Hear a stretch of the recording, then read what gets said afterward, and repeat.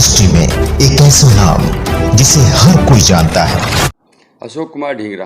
मैं वहाँ गया था, एक्चुअली जाना तो जेडीयू दफ्तर में था, जनता दल यूनिट उसमें।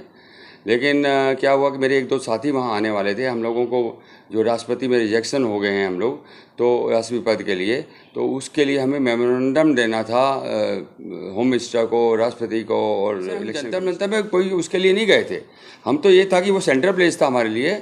तो जनता मतलब जेडीयू के अंदर बैठ के हमने वो सब फाइनल करके मतलब हमें आगे, तो मैं बेंच में सिंगल बैठा हुआ था, तो वो आए और सीधा बोलने लगे भी यहाँ आप नहीं बैठ सकते। मैं कहा भाई मैं जस्ट बैठा हूँ, मैं तो दफ्तर के लिए आया हूँ, दफ्तर एक आध मेरे साथी आने वाले, हम दफ्तर नहीं। मैंने अपनी ये किताब भी दिखाई, देखो मैंने किताब भी दिखाई। मैंने कहा देखो 48 नंबर पे मैंने पर्चा भी भर दिया है और हम लोग रिजेक्ट हो गए हैं, और अब रिजेक्ट हो गए इसके मतलब हम लोग दो चार लोग जहाँ मिल के जाएंगे। तो उसने किताब भी फेंक दी, बोला मुझे नहीं देखना कुछ भी, और यही आप यहाँ एक सेकंड भी नहीं बैठ सकते। तो हम मतलब फिर मैं आओ के मैं जाता हूँ अपने दफ्तर में, तो वो आगे आगे था, मैं उसके पीछे था, और पीछे दो चार लोग और थे जो कि बता रहे थे कि वो शायद हमेशा आते रहते जंतर मंतर पे धरना करने के लिए, और हम लोग जा रहे थे। उसके दिमाग में पता नहीं क्या उपज आई कि मुड़ के एकदम बोलने लगा कि आप गाली दी आपने, मैं माँ बहन की गाली दी। मैंने कहा मैंने तो कुछ गाली दी नहीं है, और आगे मेरे को धक्का दिया, गिरा दिया, और बहुत उल्टा सीधा बोला। मैं फिर चिल्लाया जोर जोर से, माफ़ी मांगे, हाथ जोर जोर के माफ़ी मांगी। भाई मैं आपसे माफ़ी मांगता हूँ, मैंने गाली कोई नहीं दी है, फिर भी आपको लगता है तो मैं माफ़ी मांगता हूँ जोर से। बोलते आप जोर से चिल्ला क्यों रहे? मैंने कहा मैं चिल्ला रहा हूँ इसलिए रहा हूँ कि भाई मैंने गाली एक तो दी नहीं, ऊपर से आप मेरे को कह रहे कि मैंने माँ बहन की गाली दी है। मैंने कोई गाली दी आज तक, मेरी माँ बहन की गाली देता भी भी लगा। मेरे उस दिन मैं सवेरे बोल रहा था मेरे घुटने अब ठीक हो गए, क्योंकि मैं खुद डॉक्टर, आयुर्वेदिक का डॉक्टर हूँ, इलाज अपना खुद करता हूँ। तो मैं ये राष्ट्रपति के चक्कर में भागते भागते में जो है मेरे घुटने ठीक हो गए, मैं समझता हूँ चलने से, मतलब ज़्यादा चला हूँ इसलिए ठीक हो गए। और उस चक्कर में सवेरे मैं बोल रहा था, लेकिन गिरने से मेरी कमर दर्द होने लगी, मेरा कंधा दर्द होने लगा, यहाँ खून निकलने लगा। पूरे कपड़े हैं मेरे पास, कपड़े अभी रखे हुए हैं, मैंने उसको संभाल के रखे हुए दिखाने के लिए कोर्ट में। और मतलब इस तरीके से वो मतलब मैं आपको दिखाता हूँ कि मेरी पावर क्या है। आप धरने के लिए, मैं क्या धरने, अकेले आदमी कोई धरने के लिए आता है क्या? बहुत कुछ मैंने उससे कहा, 50 बार माफ़ी मांगी, लेकिन वो कुछ सुनने के लिए तैयार था। उसने वहीं फ़ोन कर दिया। फिर मेरे को एक दो लोग और आ गए थे, उन्होंने उठाया किसी तरीके से। मैं बड़ी मुश्किल से उठ पाता हूँ खुद भी, अगर गिर जाऊँ तो, बैठ जाऊँ तो फिर उठाया। फिर भी वो मेरे को धक्के देते हुए, कभी खींचते हुए, जबकि मेरे घुटनों में जोर पड़ रहा था, मैं इतना परेशान हो रहा था, लेकिन उसने एक नहीं सुनी, और जाके मेरे को बाहर सर्कल की तरफ लेके वहाँ मैंने उससे बोला भाई मैं कुर्सी पर बैठ जाऊँ। नहीं पब्लिक के लिए कुर्सी नहीं है, ये तो है। मैं नीचे फुटपाथ पर ही बैठ गया वहाँ पर।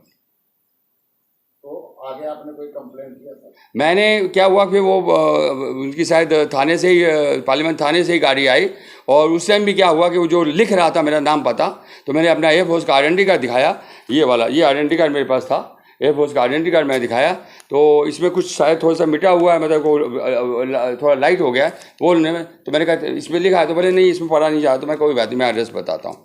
तो मेरा इतना दिमाग ख़राब हो गया था, मेरे को याद भी नहीं आ रहा था कि मैं अपना एड्रेस क्या बताऊँ, फ़ोन नंबर क्या बताऊँ, इतना मैं परेशान हो गया था।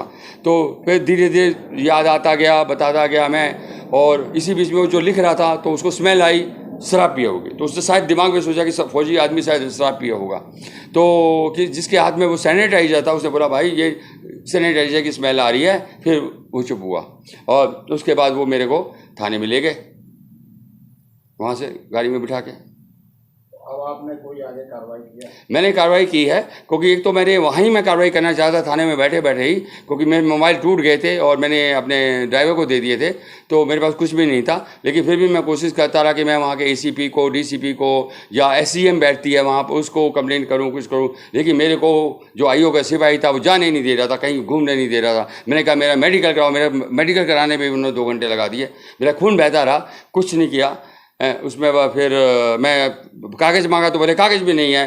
तो एनीवे फिर किसी तरीके से उन्होंने एक कागज़ उठा के दिया, और मैं आधा ही कागज़ लिखा था। तो इतने में मेरा जो बार मैं जब रिपीट कर रहा था कि मेरा MLC कराइए, तो फिर वो बोले चलो गाड़ी आ गई, आप MLC आके आप लिखना। तो वहाँ मेडिकल कराने गए, वहाँ मेडिकल कराने में मैं बार बोलता रहा कि भाई मेरे को परेशानी हो रही है, मेरा ये घुटने लाक हो जाते हैं, परेशानी होती है। तो यूरिन आ गया एकदम मेरे को, और उस चक्कर में मैं वो मेरे को लेकर, मैंने कहा भाई मेरे को वो चाहिए, व्हील चेयर चाहिए। मैंने 50 बार भी व्हील चेयर के लिए डिमांड की, लेकिन व्हील चेयर नहीं प्रोवाइड की उसने। तो जब मैं यूनिट करके बाहर निकला तो मैं वहीं बैठ गया। मैं कहा भाई व्हील चेयर मंगवाओ तो मैं चल पाऊँगा, नहीं तो मैं नहीं चल पाऊँगा। मैं फिर यहीं खड़ा रह जाऊंगा, और जब लेट जाऊंगा फिर आपको स्ट्रेचर मंगवाना पड़ेगा। अभी तो मैं व्हील चेयर मंगवा रहा हूँ, तो आपको स्ट्रेचर मंगवाना पड़ेगा। तो फिर उसने गाड़ी जो हमें ले गया था कार में, उसको बुलवाया, फ़ोन किया, उसको आया, लेकिन वो फिर भी नहीं आया। और आखिरकार मेरे को थोड़ी देर बाद बोला, भाई साहब अब चलो। तो मैंने भी सोचा क्यों फालतू में लेट करना है, तो मैं धीरे धीरे चला गया वहाँ पर और डॉक्टर के सामने बैठ गया, और उन्होंने मेरा जो इलाज किया, 2 इंजेक्शन लगाए, एक दर्द का, एक साइड टीटी का, और मैं करा के फिर जब वापस आया तो वही जो सिपाही था बोलने लगा कि ठीक है, आप अपने ड्राइवर को बुलाइए, आप जाइए।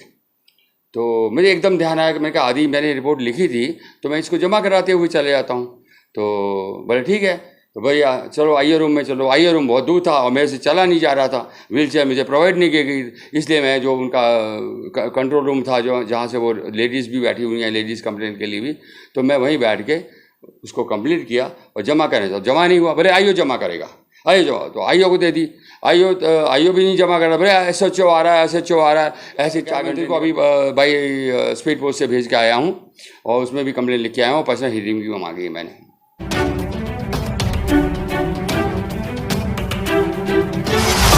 मीडिया इंडस्ट्री में एक ऐसा नाम जिसे हर कोई जानता है।